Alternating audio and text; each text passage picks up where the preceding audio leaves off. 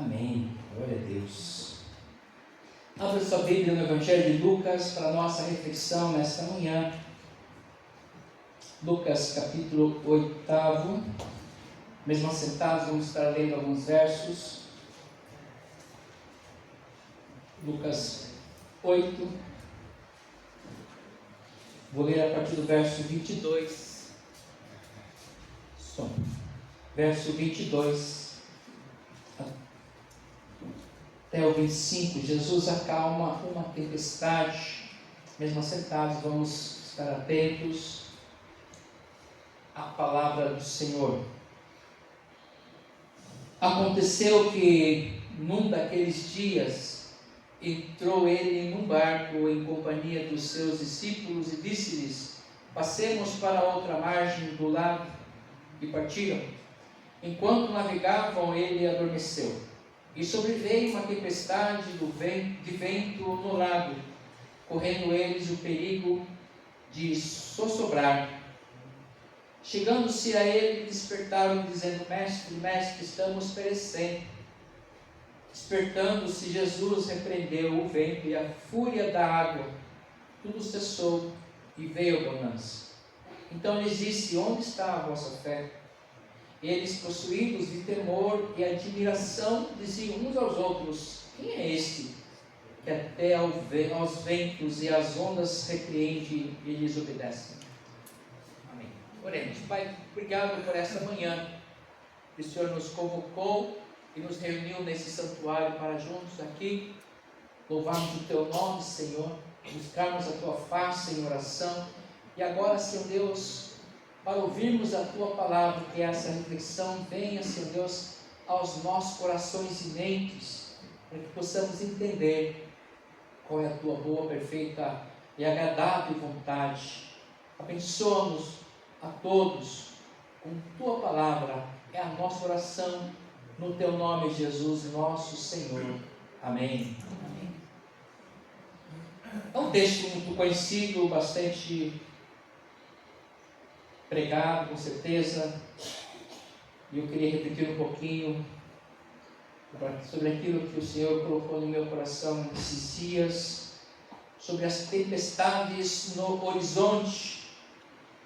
Nós estamos assistindo a tragédia dos nossos irmãos e irmãs lá no Rio Grande do Sul, de todo o povo do Rio Grande do Sul, enfrentando aquelas enchentes lá pelas chuvas torrenciais de mais de 400 milímetros. É muita água, e nós estamos assistindo lá perdas de vidas, desaparecidos, e fica pensando que como é que é viver uma situação dessa? Nós estamos aqui longe, inclusive o pessoal do Pira Vivo está fazendo um projeto, nós colocamos no grupo ontem da igreja, para que possamos doar algumas coisas, para levarem para lá coisas de necessidades básicas, mais água, para levarem para lá, para ajudar as pessoas que perderam tudo, né? Não é fácil. E a gente precisa entender isso. Às vezes eu percebo que há muitas pessoas em nosso entorno que estão desconectados dessa realidade. Não conseguem olhar para as mazelas do outro. Só olha para si. Né? Ainda mais hoje no mundo digital, fica o dia inteiro no seu celular, grudado na internet, mas não consegue ter a mínima empatia sobre aquele que sofre.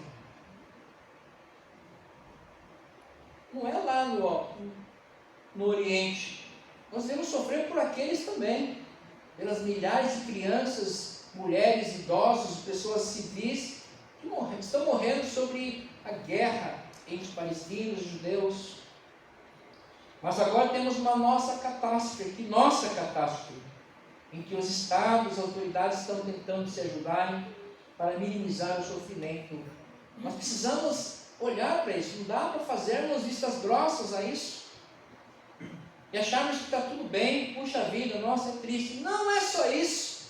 Nós precisamos evitar esforços, somarmos esforços, pelo menos orarmos por eles, Senhor, abençoa, manda lá os seus anjos, né, os teus anjos das Forças Armadas, para ajudarem aquele povo que sofrem lá. Essa é a finalidade das Forças Armadas. Abençoa, protege, salva quem o Senhor quiser salvar. Senhor, dá um mínimo para eles, porque é uma coisa natural que aconteceu. Chuva, ares quentes que bateram na montanha rochosa dos Andes, ultrapassaram e voltam, se condensam e voltam em chuvas. Aula de geografia.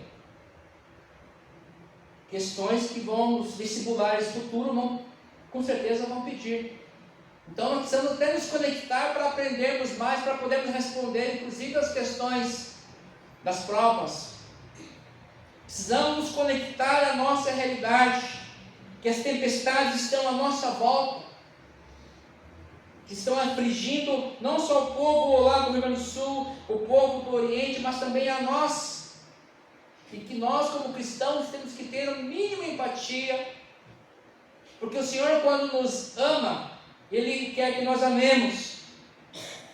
E se nós não estamos amando, é porque de fato nós não nos importamos com o outro, apenas nos importamos com aquilo que eu penso, aquilo que eu quero fazer e quando eu quero fazer.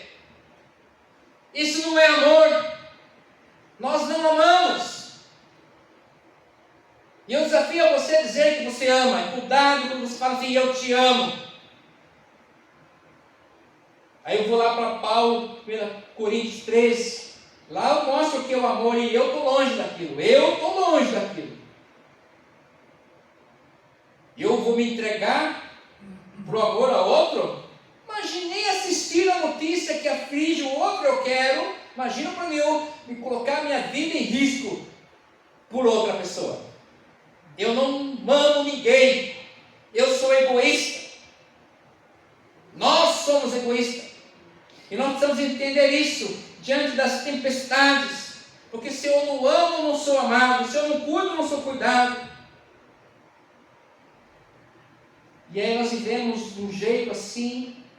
E às vezes tem pessoas que vivem só de mau humor. Você está de mau humor? Quando você está de mau humor?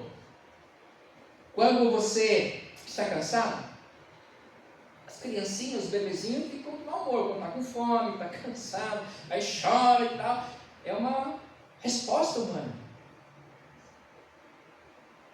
Quando as coisas não acontecem como você quer, fica de mau humor. Quando você está doente, quem sabe? Quando está muito atarefado e não consegue dar conta de tudo, aí fica mal-humorado.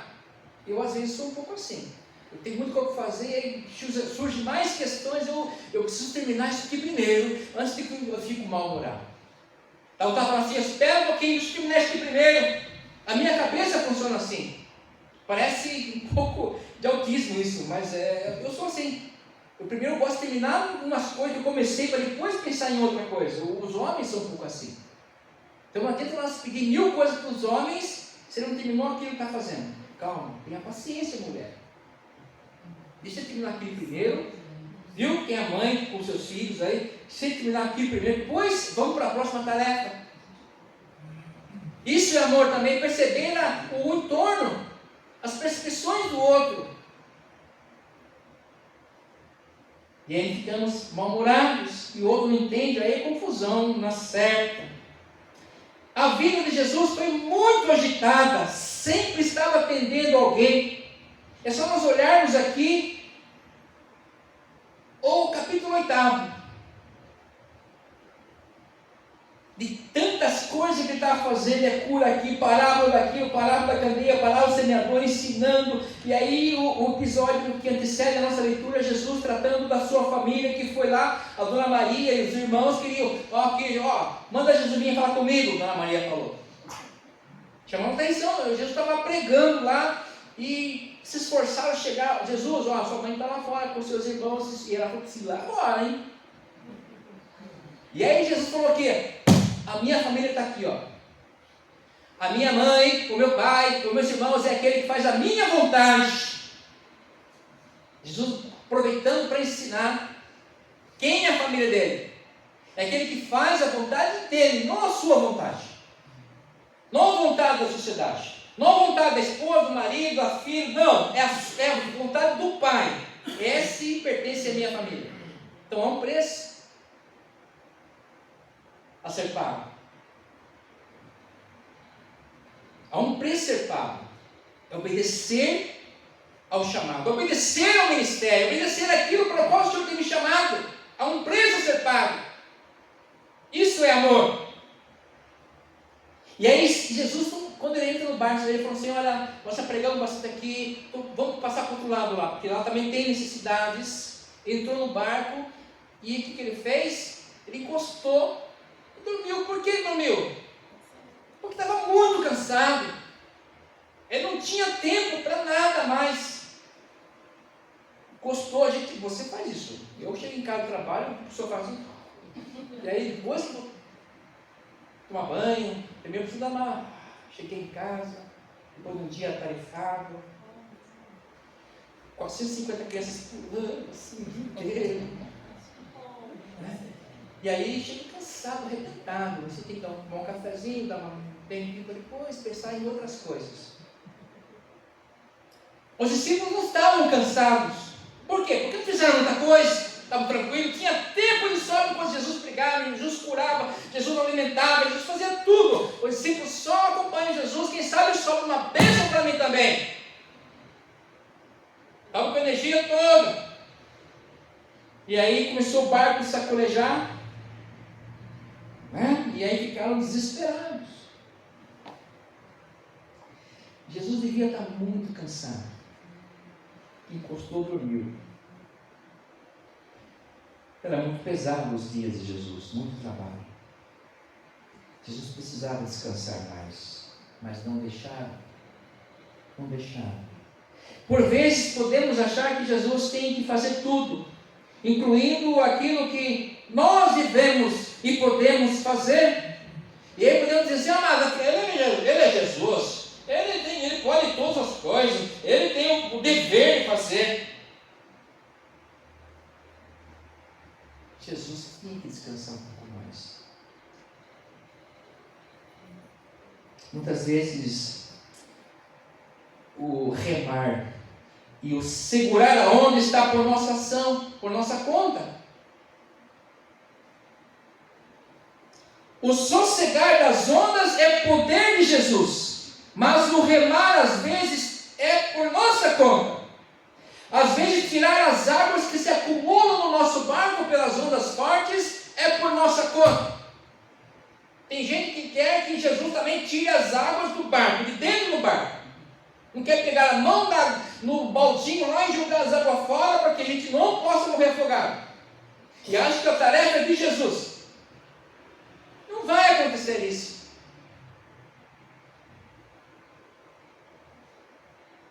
Os discípulos não hesitaram em acordar Jesus. É proatividade.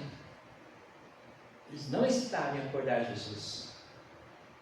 Será que não pensaram que aquele momento era para eles agirem, eles aguentarem, segurarem a onda? Será que Jesus não fala assim: homens de pequena fé vocês, hein? Não é para eles pararem as ondas. Não, isso não é poder deles. É para vocês aguentarem aqui a turbulência do barco, o vento forte, as águas indo para dentro. Vamos tirar essa água aqui antes que encha tudo. É para vocês se suportarem as dificuldades, se virarem. Será que não pensaram que com Jesus no barco, jamais esse barco fundaria? Ele está no barco. O desespero às vezes faz com que nós percamos a inteligência, nós percamos o bom senso e a coragem. Às vezes nós nos desesperamos, criticamos, falamos besteira e respondemos mal educados às vezes. Com Jesus no barco, nada de tão grave irá acontecer. E se acontecer, Ele está conosco. Se tivermos que enfrentar uma grave crise, Ele estará conosco. Onde estivermos na reunião do ministério, no momento de intercessão, eu pude colocar a necessidade de um amigo. Já comentei com os irmãos, o missionário Velton, é um missionário canadense, que está no Brasil há mais de 20 anos. Perdeu um filho, tem 4 filhos, agora tem 3, perdeu um filho 9 anos para leucemia, e agora está perdendo a esposa para o câncer de mama. Está no final. Tanto é que ele entrou num ano sabático para poder cuidar da família. Um ano para cuidar da família, dos filhos.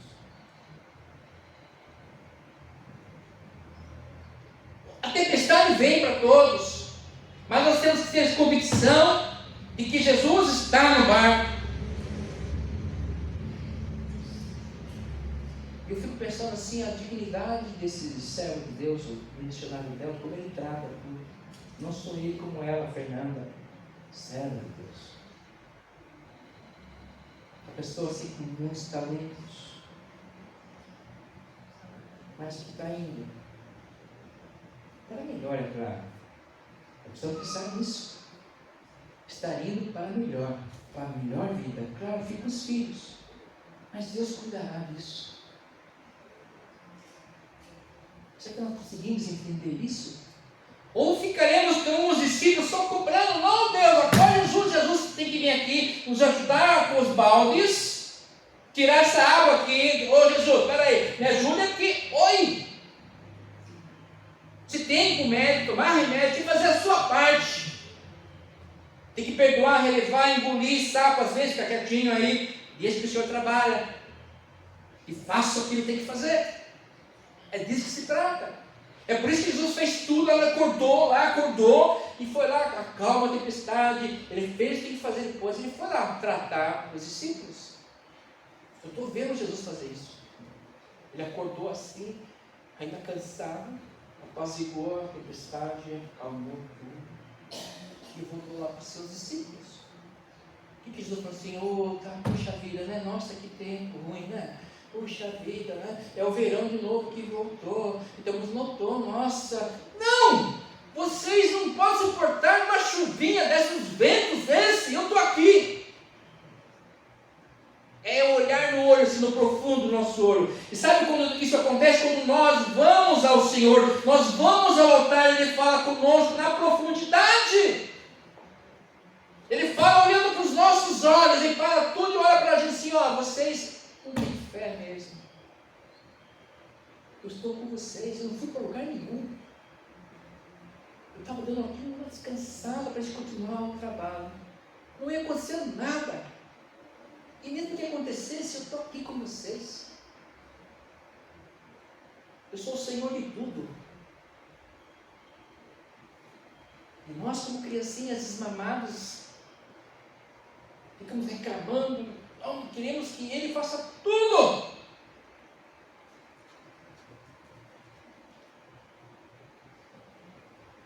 Nós vamos implementar aqui um projeto de evangelização do Pai, vai se preparando. É claro que você não é obrigado, mas eu sei que Jesus está nesse barco. Vai orando, inclusive, já. Sairemos pela rua. É o básico do cristão. A gente vai conversar a respeito. Breve treinamento.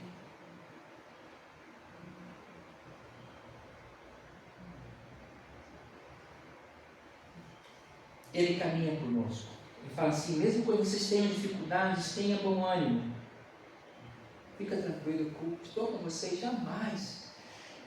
Entenda isso, eu jamais vou te deixar. Quando você não puder mais, eu vou te carregar. O que podemos fazer quando a tempestade está no nosso horizonte? É ver o poder e exercitar a fé e ver a fidelidade de Deus. Nós buscamos respostas para as incertezas da vida. Observamos o futuro se aproximando e imaginamos o que acontecerá conosco.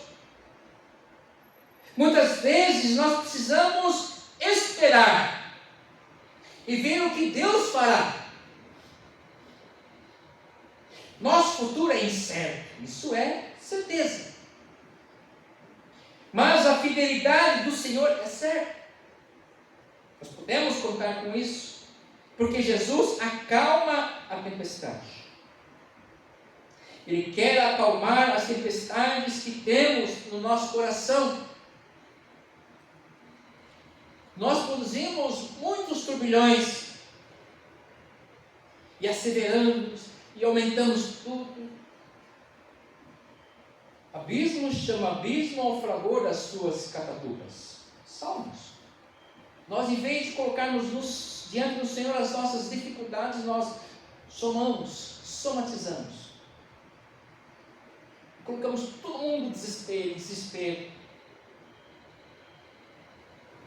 Em vez de acalmarmos, orarmos, entrega o teu caminho ao Senhor, confia nele, o mais que ele fará. Salmo 37:5. Vocês vão ter dificuldades? Vão passar por aflições, verdade, mas tenham bom ânimo. Como dizia minha mãezinha querida, filho, tudo passa. Na sua experiência de crente antiga, mulher de oração, tudo passa, tudo se acalma. O que ela queria dizer? Porque tudo está no controle do Pai. Ele está no nosso barco. Sacolejando ou não o nosso barco, Ele está no nosso barco. E como diz o texto, Ele não tosqueneja, Ele não dorme. Jesus estava descansando porque ele estava homem naquele momento. Mas Ele era o próprio Deus. O guarda de Israel não dorme. Ele vem e acalma as nossas tempestades, nossos turbilhões. E Ele nos desafia a exercitarmos a nossa fé. Homens de pequena fé, onde está a vossa fé? Se Jesus perguntar para você, onde está a sua fé hoje? Minha fé, pastor, está... Minha fé, Senhor, está no quê? Naquilo que você pode fazer? Nos seus bens? Na sua atividade, na sua ação? Não. Aí você está perdido mesmo. Nós estamos perdidos. Onde está a nossa fé? Essa é uma pergunta de Jesus assim, imagina a cara dos discípulos. Não é que os discípulos teriam poder para acalmar a tempestade, não é isso. É para suportar. Porque nós não vamos segurar a chuva que afligiu lá o Rio Grande do Sul, nós não vamos segurar. As nuvens espantar e soprar para que elas possam passar a Cordilheira dos Andes e ir para o outro lado, ir para o mar. Não temos esse poder, podemos até orar e pedir para que Deus faça isso, porque o poder é dele. Uma coisa natural, como as torrentes do Negev. Hoje a Sara leu o Salmo 126, esse texto maravilhoso. Torrente do Negev, ela acontece de repente, num deserto que traz a fertilidade assim a todo o deserto, mas quando ela vem, ela leva tudo. A fertilidade vem depois, mas quando ela vem, ela leva tudo, e é gigantesca, tal como a enchente no sul. Mas aqueles que plantam chorando, colherão com alegria. Quem planta chorando com lágrimas, colherão com alegria. Porque o Senhor é que manda a chuva. Podemos tentar aqui dar conselhos para o Senhor? Claro que não.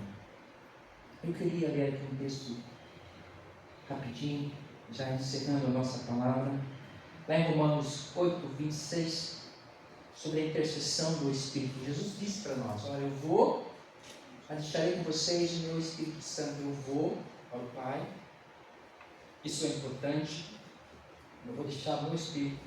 Em Romanos 8, a partir do verso 26, nos diz assim a palavra do Senhor: também o Espírito semelhantemente nos assiste em nossa fraqueza, porque não sabemos orar como convém, mas o mesmo Espírito intercede por nós sobremaneira com gemidos inexprimíveis.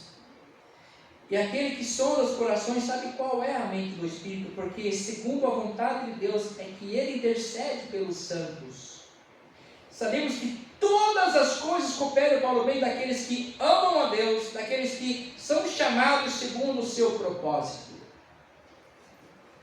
Porquanto aos que de antemão conheceu também os predestinou, para serem conformes à imagem de seu Filho, a fim de que ele seja o primogênito entre muitos irmãos.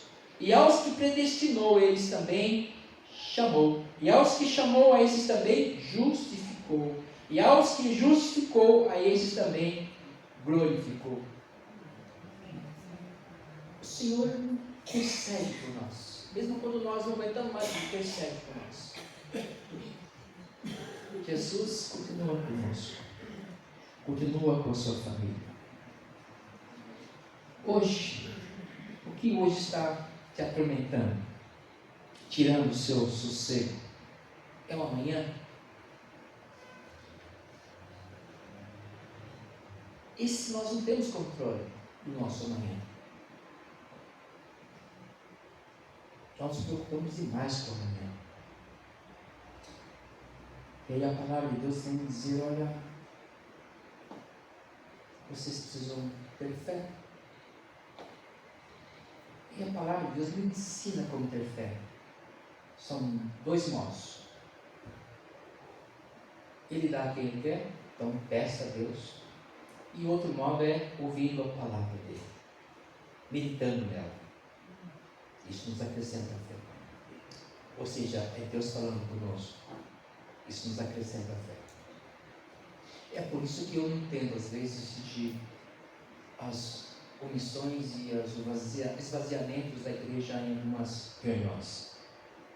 Um povo que não gosta de estudar a Bíblia, um povo que não gosta de orar, não entende isso. Isso é uma característica daquele que quer fé. Não teremos fé se nós não pedirmos a Deus e se nós não buscarmos na sua palavra. O exercício para acrescentar a fé. E aí nós poderemos entender melhor as tempestades, passar por elas com mais tranquilidade, sabendo que apesar de tudo, o Senhor está conosco, nos ama e cuidará de nós. E Ele olha no nosso olho assim, bem profundo, sabe, sentado naquela mesa pequenininha, xícara de café, uma fatia de bolo de fubá, e olha para você, eu estou cuidando de você. Eu me importo com você, mas tenha fé, viu? Tenha fé. Deus abençoe. Amém. Vamos partir para a ceia do Senhor.